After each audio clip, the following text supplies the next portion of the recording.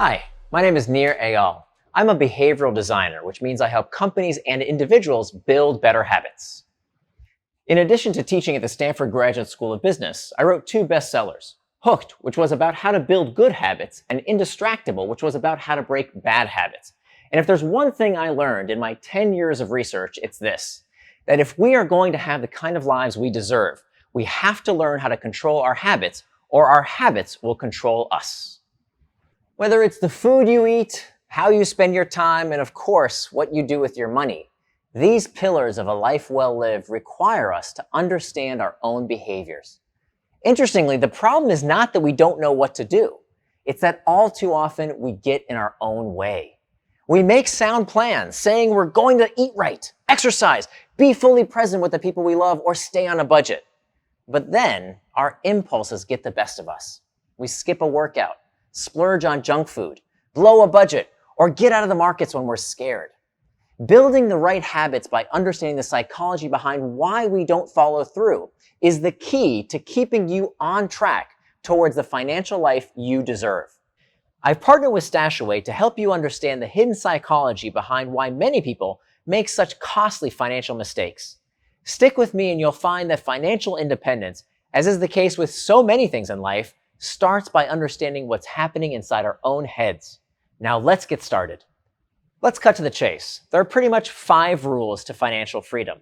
And most every financial advisor is going to tell you the same 5 tips. Pay off your high interest credit card debt. Build a nest egg. Insure yourself against disaster. Save consistently. And don't let your emotions get the best of you. Those 5 rules pretty much guarantee financial freedom if you follow those rules. So the question is, if we all know these 5 rules, why don't we follow them? And that's the core of what this course is all about. Why is it that despite knowing what we should do, we sometimes don't follow through? So the good news is that this is an ancient question.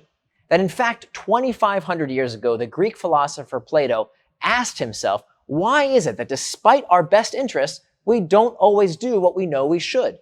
He called this in the Greek akrasia, the tendency that we have to do things against our better judgment. The best way to understand what distraction is to understand what distraction is not. Think for yourself for a minute, what's the opposite of distraction? Most people will say the opposite of distraction is focus, right? Not exactly. You see, if you look at the origin of the word, both traction and distraction come from the same Latin root, trahare, which means to pull.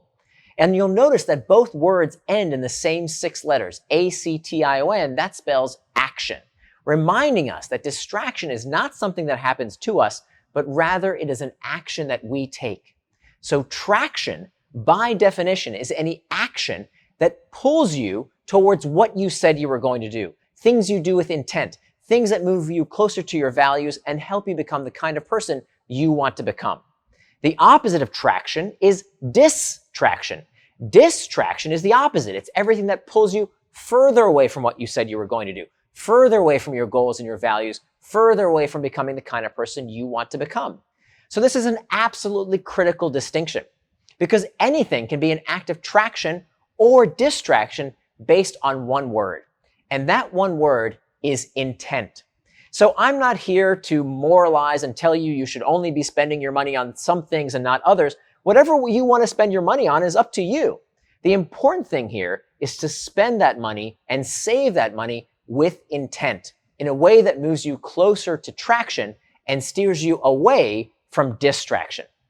So now that we know the difference between traction and distraction, we need to ask ourselves what prompts us to take these actions in the first place.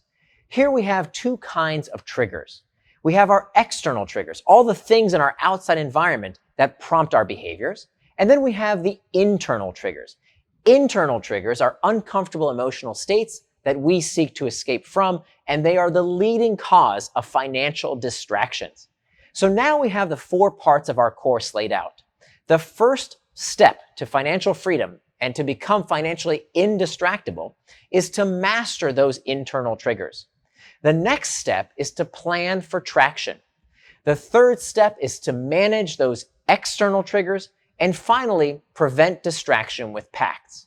In the next video, we're going to dive into how we can master those internal triggers.